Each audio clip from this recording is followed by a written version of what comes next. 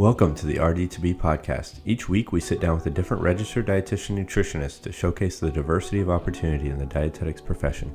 Our aim is to dismantle the notion that there is a traditional career path. I'm Carl Barnes, the registered dietitian behind the scenes of RD2BE. And I am Jenna Warnock, the RD2BE host. Our RD guests share their stories, career paths, and advice to help students like us succeed in the profession.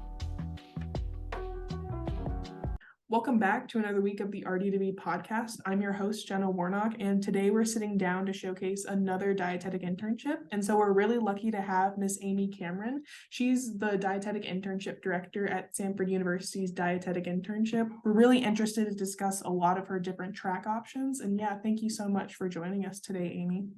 Yeah, thanks for having me, Jenna. So how did you obtain your role as Dietetic Internship Director at Samford University? Yeah, that's a great question, and I'll keep it brief. But my background is clinical pediatrics, and I worked at a pediatric hospital for about 7 years. And while I was there, I developed an interest in working with students. So anytime an intern would come to the hospital, I would want to be the preceptor, and that led to me becoming what we call the unit educator. And so I was responsible for overseeing all of our dietetic interns, and then got to work a little bit as adjunct faculty with our simulation department. Long story short, had a life change and then this aligned with the position opening up at Samford. So I was able to use my background as an educator, as an adjunct faculty member to kind of scoot over into the program director position and get to do what I love. I get to teach the area that I worked in for so long, but then I also get to work more closely with students. And I've just really, really loved that role. So that's a very brief, abbreviated story of how I ended up getting this particular role. And I think it's great how you kind of took a lot of your past experiences and it kind of brought you to your current position as program director. And I'm sure that a lot of skills transferred from that as well. And so getting into the technicalities of your program, first, what's really interesting is you guys have a DI standalone option, an MPH DI track, and then an MS DI track. And so kind of getting the blanket kind of application viewpoint about how many students apply to your program and about how many are accepted. And you can do just the blanket, like how many total apply, how many total accepted, or break it up into the different tracks. hmm Yeah, so that's a great question. So the way that our program is set up is that we are one dietetic internship program. So if students were interested in the DI only or the MPH, they would still look for Samford's dietetic internship program. And in terms of different tracks, it really just depends on how many students are interested. There are some years where we have more students interested in the Master of Science in Nutrition, more students interested in the Master of Public Health. And so, specific numbers on individual tracks, I can't tell you, but I would say we are approximately 40 applications, give or take, every year for all three of those options. So, DI only, MS, and MPH. And we intentionally have three different options in one program because we like to have the diversity among our students. And that's one thing that we really encourage our students to think about is how each one of them bring a different background into the program. And then even with their graduate degrees, or if they already have a graduate degree, they have different skills and experiences they're bringing and they can learn from one another. I know it gets a little confusing in terms of tracks, but it's still one program, but we have a couple different options based on what's best for the student. Definitely. And so with that 40, you say that 40 apply or 40 are accepted, just to clarify. Yes, thanks for the clarification. So applications, we get approximately 40. So I will say this cycle, we've already exceeded that. So some years it's a little bit more, some years it may be a few less, but I would say that's kind of where we're ranging with applicants. But in terms of spots for the program, we do have 20 spots to fill. So that still gives, if you're applying, you have a pretty good chance of getting accepted into the program, which is really nice, especially for like what you mentioned, a lot of diverse opportunities and diverse backgrounds to bring into your program. And so given that you have such a diverse opportunity for students and the different tracks with different grad degrees, can you kind of touch on the tuition differences just so that students have a little kind of upfront facing picture of your program? Yeah. So the difference is, all right, and just to clarify, are you talking about differences between our three options or between other programs? Between your three options, just in case Gotcha. a student was interested in your program and kind of Yes, wanted to. yes. Okay, yes, thanks for clarifying. So the dietetic internship only is 25 credit hours compared to the with the inclusion of the master's degree puts the total credit hours at about 40 to 43 credit hours. And so here at Samford, we bill based on credit hour. So it's going to be significantly less doing the dietetic internship standalone versus adding the degree.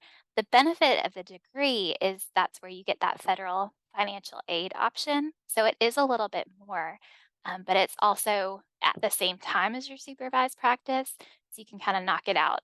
So financial is one perspective to have, but then also students think about, okay, well, what's going to get me out in the job field faster? Is the Does the job I want require a master's degree? Do I want flexibility with my master's degree? So some things to think about. But in terms of finances, that's going to be the main difference. The degree options are very comparable, and then the standalone will be significantly less. Awesome. And I'm kind of glad that you mentioned that point of like, flexibility with masters, flexibility within a program in general, because another thing too, and a question that I had was, are students typically local to Samford University, or do many of them take a distance track towards your program? Yeah, that's a great question, Jenna. I will say, in terms of applications, we get applicants from all over the country. And we've had people hear about Sanford. I'm like, I've never even heard of that city. It's been all across the country. We do have, in terms of where students choose to complete their internship, so now we haven't touched on this yet. We have both a local and a distance track. So our students don't have to come to Birmingham. It's the same program whether you're completing it in Seattle, Washington, Miami, Florida, or Birmingham, Alabama. Most students do choose to come to Birmingham, but that varies. So I think the most we've had is 8 distance students, and then the other 12 were local students, but they still had the same engagement with us as faculty, same types of rotations. And I'm interested to see just, as more places are, especially in our field, are a lot of businesses are going telehealth. Distance is really a desirable thing. We're open to having more distance students. We love having our local students, but um, love meeting people from all over the country as well. Definitely. And kind of like going a bit more into that distance option that your program offers, can you kind of give us a little inside look of what the process looks like with students securing those rotation sites that aren't local? Mhm. Yeah, that's a great question. That's a common question we get from students interested in distance is just this fear of, if I choose the distance track, does that mean I'm all on my own? Absolutely not. So myself and our clinical coordinator are the two primary faculty for the internship. And our clinical coordinator, Megan, is fantastic. After we accept our students, she meets with each student individually. So there's our Zoom meetings that she has either late spring or early summer, and talks with the students. Say, all right, what are you interested in? What are you hoping to do in dietetics? Where are you living? We've had some students hop around. So I had one student that started off in San Francisco and ended up in Florida. And so she asks, where are you going to be over the next year and a half? And then she helps students. She's got a whole packet that she gives students to, okay, where do I start to find preceptors? What preceptors am I looking for? Who do I contact? Now there's some instances where we have distant students that are in the same location that we've already had students. So my intern that was in San Francisco, that's actually not the first intern we've had in San Francisco. So we were able to connect her with some preceptors we already had. So walk with the students to help secure preceptors. We'll help like connections that we've built. We'll make sure that we use any of those to help them find preceptors. And I will say to those who are interested in distance students, when I've talked with Megan before, she will often tell me that she is more frequently in contact with our distance students than our local students because we want our distance students to feel just as supported. Where locally, it's very easy for us to put a student in a site that we know about, and we still want our distance students to feel very connected. And yes, they will be more of the leader in the process of finding preceptors, but we don't want them to feel like they're on their own. We're very much going to support them. Yeah, and you really help them with that leg up of giving them the resources that you can and really putting your best foot forward with them so that they're not just like walking into something that they have no idea what they're getting into, which I think is great. And you did touch a little bit on both distance and local interns do still feel connected. And so you did describe how Megan does constantly keep in contact with distance interns even more sometimes than local interns. But are there any other ways that you ensure distance interns are connected or feel connected with the others in the program? Yeah, that's a great question. So, part of our program, we do have 2 on-campus training weeks, so that those weeks we require all of our interns to be on campus. And that is the first week of our spring semester and the first week of the last fall semester. So, that is an opportunity for all the students to be in the same room, hear from other dietitians, hear from other professionals, work on skills. So, we have those 2 opportunities for our students to actually be in person. One thing I started doing whenever I took the role is having something called seminars. I don't know if that's the best title for it, but that's that's what I've continued to call them. And it is an event on Mondays where they aren't in rotations that I bring in guest speakers to talk on different topics that the students are interested in, and both of our local and distance students join. So distance via Zoom, local students come in person. And then all of our coursework is online and asynchronous. And oftentimes, as faculty members, we'll try to break them up into small groups where we'll combine local and distant students. So they're still engaging with their other peers. And one thing I will say, Jenna, just kind of to follow up with that is I've watched just these partnerships with some of our students that maybe they'll come in for the on-campus weeks and the distant students will say, "Hey, does anybody want to get an Airbnb together or get a hotel room together?" And just seeing friendships grow across the country. We had a student in Alabama and then one in California, and they just got really close and were planning a girls' trip together after the program ended. And, they lived in different parts of the country and still felt very connected with each other. Um, I think that's one thing post pandemic that we've really learned to adapt to is this hybrid model and making sure whether you're in person or on a computer, we can still engage and connect with each other. I mean, even like we get to do this podcast right now. And so we've gotten really creative with how our students can engage with one another. So whether it's through the seminars, projects, um, so those are just a few ways that we want to make our distance students feel just as much of part of the program as our local students.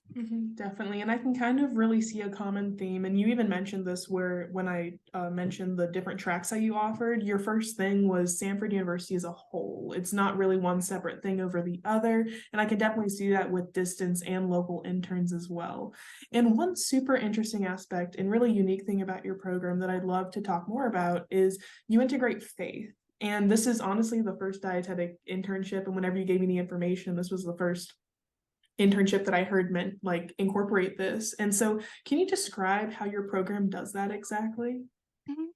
Yeah, that's a great question. So Samford University it's a small private Christian university here in Birmingham. And that me saying that is probably gonna a lot of things are gonna pop into people's heads about what they imagine that's gonna look like. But I'll tell you my experience in coming from my previous job had, no religious affiliation whatsoever. One thing that is very unique about Samford is the focus that the faculty and the staff place on students and how much they value students as people with a diverse background, with unique skills and abilities. And I'll tell you, Jenna, I actually had a lunch earlier this week with faculty members as we were talking about this very topic of what does it mean to include our faith in our teaching. And one thing a professor pointed out is how they never felt devalued for questioning faith, having differences of opinions, thinking differently than maybe another faculty member. And we want that to be what our students experience as well. So when I teach, I always start with the expectation of this is a safe learning environment. But because this is a faith based university, I want us all to enter this environment with a posture of gentleness, a posture of valuing each other's opinion, understanding that it is okay to be different. In fact, it's really good to be different and to bounce ideas off of each other. That's how we learn. Now we're very open with what we believe, and that's because I work at Samford. I'm very open about my faith and what I believe. Um, but it is my goal by the end of my students' time at Samford that they leave feeling cared for and that they're like, you know what, I don't believe with a word Miss Cameron said about her faith, but I can tell that she is supporting me. And I mean, that really goes back to our mission statement is that part of our mission statement is that our students are able to work with diverse persons in their community. And if we can't do that in the education space, how can we expect to do that in the workplace? And so we have interprofessional events in our program. So we'll work with pharmacy, speech pathology, physician assistant, nursing, just to name a few. And we'll talk about that. Like, what does it mean to take care of patients with where faith is an important part of their background and a variety of different faiths? What does that look like? And so I think because we talk about that a lot, it it really helps the students think about, okay, well, what do I believe? How is that going to impact how I take care of my patients? How is that um, going to impact how I interact with others? But I do, it is my goal, no matter what background my students have, and we have lots of students that have come from different backgrounds, different beliefs, but that they feel like they have a space here and that they can have a voice. And so it's great hearing that you incorporate faith in such a nice, gentle, nurturing way that offers a lot of diverse interns with different backgrounds to still be incorporated. And so, can you describe a specific situation with a non-faith intern that you possibly had that went through the process of being incorporated into this type of curriculum, but still getting positive effects out of it? To answer your question, I can think of one particular conversation I had with a student after they graduated from the program. And it wasn't anything huge except for the fact that she thanked me for supporting her during the program. And it wasn't a, you convinced me to think one way or the other, but just that she called me and said, "Thank you. I felt valued. I felt like you were there for me and you guys worked." So not just myself, but the other professors as well helped her succeed. And that is what I want my students to feel at the end of the program. Going back to what I said is it's not my job to force how I view the world, what I think on my students. I want my students to learn nutrition, to think critically, to feel supported, to feel like they can come in with ideas and strengths and weaknesses and bring that to the table, and that betters everybody in the program when we have. I mean, if we all come in the same, how are we going to learn and grow? How are we going to be stretched? So and that's one specific story that sticks out to me in terms of having people that we may come from different backgrounds and different beliefs, but we can still work well with each other. And I think you brought out a great point about having those diverse ideas, is because how else are you going to grow if you don't hear or see anything different? And that comes from either end of the spectrum, no matter where you're coming from. And so going into that diverse piece, and you did mention this a little bit with your different graduate degrees, wanting to have a diverse, like, method of learning depending on the student's wants or desires. And so if there's anything else to go into why your program chose a MS and an MPH option alongside, or not one or the over the other. Yeah, so our Department of Nutrition and Dietetics is actually housed in the Department of Public, or excuse me, the School of Public Health.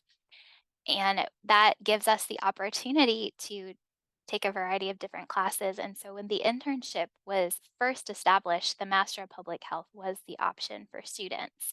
And we developed the Master of Science curriculum later.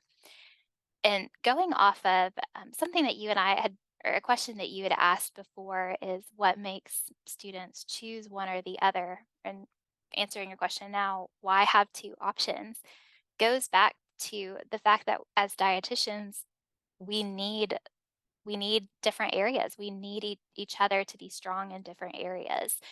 And a lot of students will ask me, well, why should I choose the Master of Science versus the Masters of Public Health? And I always tell students, this next year and a half is that's your time. This is the last time that you have in a formal education setting, unless you go on to get your doctorate. That is your formal education before you become a professional. What do you want to spend time studying? What makes you excited? The RDN credentials are what are going to get you in the door. That's going to, the dietitian name is well respected, but it's what you get excited about learning and studying. Choose that option. And I like that we get to offer two different options. So for those students who are really interested in changing things on a larger scale, writing policies, making changes in the community, public health is going to be a great option. However, you're not limited to that. I've got several students that have gotten a degree in public health that are clinical dietitians studying for their nutrition support certification. Whereas Master of Science in Nutrition, you're going to dive more into the more advanced metabolism. Think about older adult nutrition, pediatric nutrition, more individualized approaches. Public health aspects are still covered, but it is going to be a little bit more, as the name implies, heavier on the science side. So if that's something you look at the course descriptions, you're like, that excites me, then choose that route. But that also doesn't mean you can't write policies later. So there's so many options in the field of nutrition, and I like that we can offer both of those to our students. And it's really exciting how, and with you mentioned this, where you're not constrained to just one path based off of the degree that you choose. Because I know for me, like, I definitely thought that I wanted to go into something clinical, something hospital, or something like in the food system kitchen related. But as I started taking more classes and actually understanding the back end stuff of it, I was like, this isn't exactly what I thought it would be, but then also knowing I can still change, or not even just change, but still direct my path towards something else in nutrition, just because it's such a vast and diverse area that we can really go into whatever that sparks our interest, which is really great. And so one thing that you mentioned before the interview was that you really wanted to dive into student perspectives of the program. And so can you share more about certain student stories regarding like tough rotations, connections and rotations, and alumni after the program? And so let's first start with stories regarding those tough rotations. Yeah, that we could probably fill a whole podcast with all of those stories. But I do think it is good to talk about some tough stories, because it is a tough year, right? It's a weird place to be a student and a professional at the same time, like taking courses and then also navigating these rotations where you hop around to different places.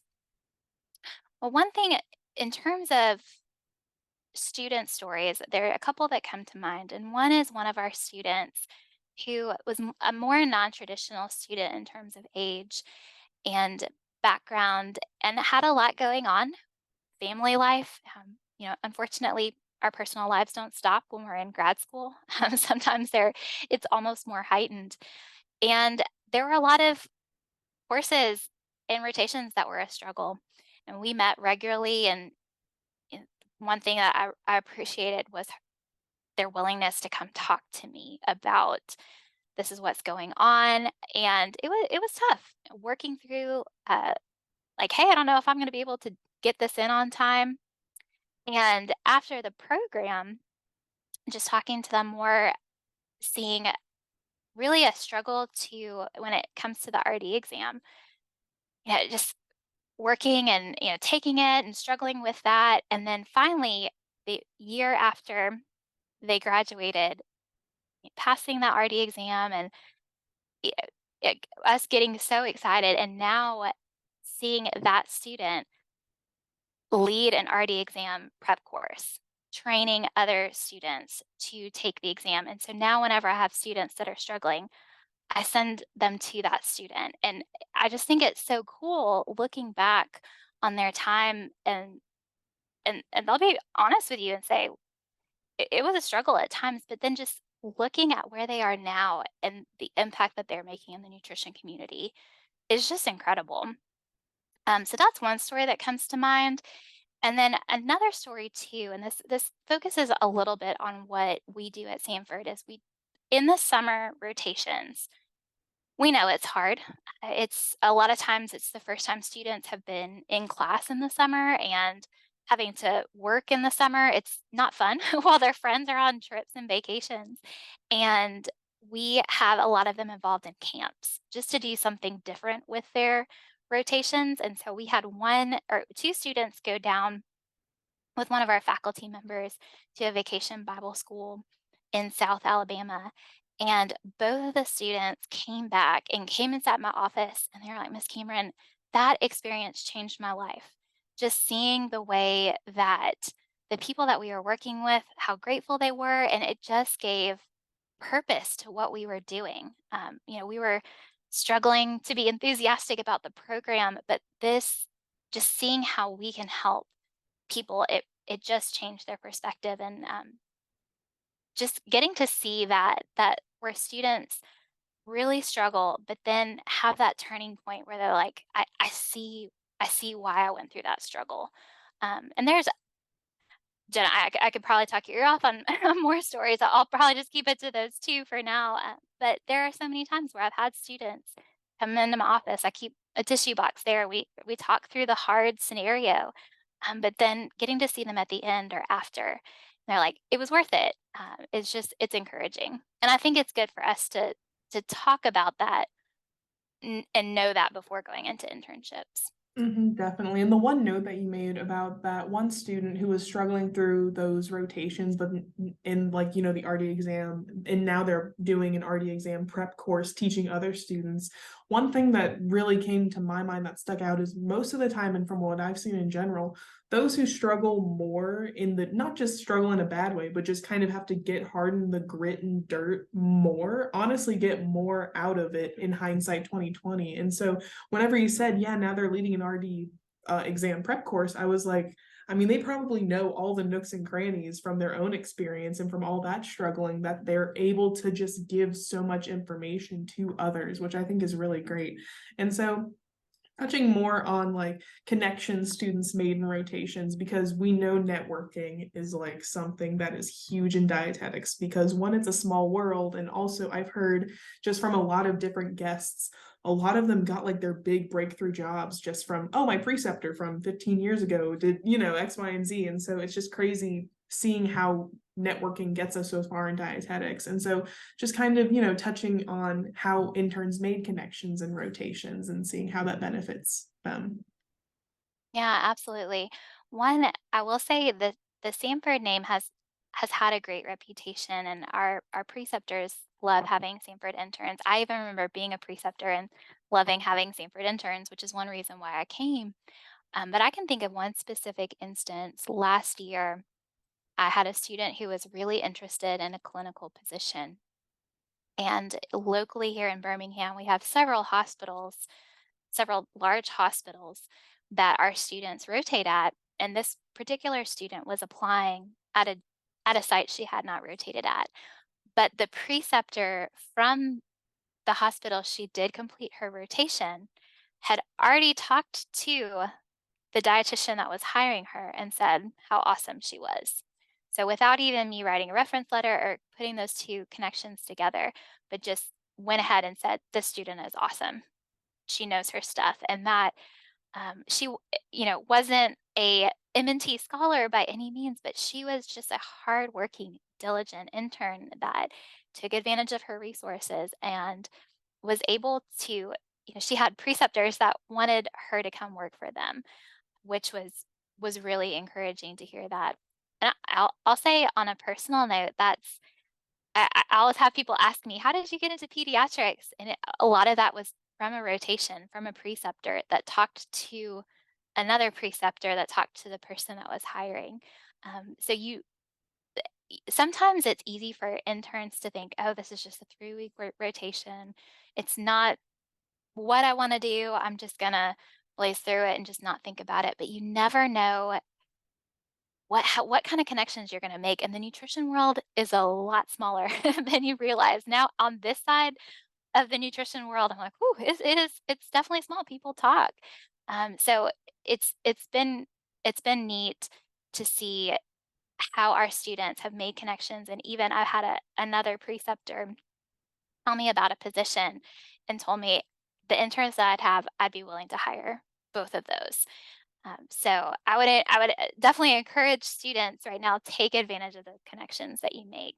Whatever program you end up at, be positive every rotation you go into.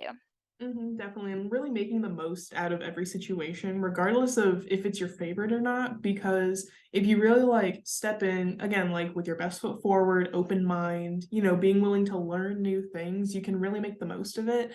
And that's when you really see networking take into effect, because I do feel like especially people in my like juniors and seniors, they're kind of really daunted about like, oh, how do you even network, how do you even make connections? But really a lot of it is, this is going to sound corny, it's being yourself and being your best self around those professionals that you want to be with in the future. And so I think it's great how you've had those experiences and your interns have had those experiences in the program where they've been able to progress from one step to the other just from being themselves in those hard situations. And I'm kind of glad that, you also touched on what happened with interns, making those connections, moving from one step to the next. And so another thing in the last part of this that you wanted to talk about were what alumni were doing after the program and things like that. So I'm really excited to hear what they did after your program. Yeah, one of my favorite parts of the internship is when we have seminars and training, and I get to bring alumni back on. So it's fun to see them teach on a topic that I watched them learn during the program, which is cool. So our alumni go all over the place. When I was looking at the numbers, I think it was about 40% end up in the clinical sphere, and that encompasses both inpatient and outpatient, which I think is pretty on par with where dietitians are. So we have diet or alumni that have gotten their CNSC, so done that nutrition support certification. We have a few that are pursuing their diabetes certification. We have a lot of, I think it's about 15% of our alumni have gone into the eating disorder space and have pursued more education there. We have a lot that have started their own private practice, and that's been so cool. We have one of our dietitians, I'm going to brag on her. She she is working like so many small jobs, and that's just she doesn't want to be in just one place. She wanted to do a lot of different things. But one of her jobs is she has her own business and specifically works with women who are experiencing menopause. So she had this interest in how do nutrition and hormones interact, and what does that look like for women who are going through menopause. So that's an area that she's gone into, and we are just finished our spring training a few weeks ago with our current class, and we had an alumni come talk about clinical nutrition, pediatric nutrition, eating disorders. We have one of our alumni that's going to come talk on nutrition for people with disabilities. And so it's just been fun to see how many areas they've gone to. And I'll finish with this one story. When I first started at Samford, I remember there was one student, every time I was around her, she was just such a go-getter. She was like, "I wanna do this, I'm gonna talk to this preceptor." And we had a speaker come that she did work in print media, did food styling, did some media presentations, and after she presented, the student came up to me and was like, "I That's where I wanna do my final rotation." Like, "Sure, yeah." It was a rotation that you could apply for, and she got the position, and now that's what she does for her job, and she came back and spoke to our class a few weeks ago, and it was just so cool to see how that while she was an intern, it kinda goes back to the connections we just talked about, that she's doing her dream. She was started out as a journalism major and switched to nutrition, and she gets to combine both of those loves. So, our alumni are doing great things. Wow, yeah, definitely. And so for, I'm sure the listeners or people who are looking into applying to internships in the future, they're hearing, just a bunch of really awesome positive things regarding your program. And, just from the alumni connections, networking in general, just, the gentle nurturing that you give to your students, all of those wonderful things. And so in case a listener is like, oh my gosh, I want to apply to this program right now, before they kind of go into diecast and submit their application or anything like that, can you just give a little general structure of like what each track would look like for them, just in case they were like super interested in your program and they just wanted to see a little snapshot of what each track would look like for them? Yes. So the general structure of our program is the first semester, there are no supervised practice rotations. We just have online asynchronous courses. And that's because we try to front load some of the harder courses for the master's degree programs. So you're not doing them the same time as the supervised practice. So the and then the next 3 semesters, so spring, summer, fall, it's a combination of some didactic coursework and supervised practice. For those who are in the DI only track, they take a leadership course in advanced clinical nutrition in the fall, and they take a research methods course in the spring and nutrition counseling and wellness promotion in the summer, and then supervised practice. And so that's all they do. Um, the Master of Science and Master of Public Health students also take those courses in addition to their degree specific courses. So public health will take um, a, a program planning course. They'll take I'm gonna have to cheat a little bit and look at my notes. They'll take health systems and organizations and public health foundations. They'll do a capstone course, and then the Master of Science students will take older adult nutrition, advanced nutrition and metabolism, choose between pediatric nutrition and community nutrition, and then do a nutrition seminar. So, overall, the main structure of the program is going to be the same for every option. What's going to differ is the specific coursework, but all of our students that are in supervised practice are only in those rotations 4 days a week. So, we do make sure they have a day off to complete that coursework. Yeah, and that's definitely, and from what you said with your mission, putting those students first, making sure that they don't get overwhelmed, and making sure that they do their very best when they are working. And so, yes, you have touched so many great pieces of information regarding your program, the culture, the life, like in, even the technical stuff with the structure. And so, the last question that I want to end on is, what is one piece of advice you would give any dietetic student getting ready to apply for dietetic internships or supervised practices in any capacity? Mm. I know you said one piece, but I actually, it's kind of, we'll just say it's all one, but there's Go two for it. Go points. for Yes. it. More the merrier. So, yes, I would say you're going to be okay. I would take a deep breath and know that even if the program that you are in is not what you originally wanted, originally saw yourself, you're still going to become a dietitian. You're still going to make connections and you're going to get what you need. It's okay. We put so much pressure on ourselves to be in the right place at the right time. And I would just encourage students, just take that pressure off yourself. You'll be fine. And with that, ask lots of questions. Don't be afraid. Even if you think it's a dumb question, don't be afraid to ask questions. This is the last opportunity you will have to be a student, like a formal student. And so you have permission to ask like, "Oh, I don't know if I should ask this," but your your educators and your preceptors appreciate that a lot more than you realize.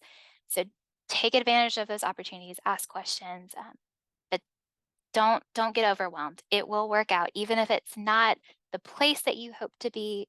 The end goal is that RD, and you'll get that. You'll be fine. Definitely, and I love how you even ended on, you know, such a gentle, nurturing note for the listeners to hear. So yeah, thank you so much, Amy, for taking time to talk about your program, and I'm sure students are going to learn a lot about it. So again, thank you so much. Thanks, Jenna. Mhm.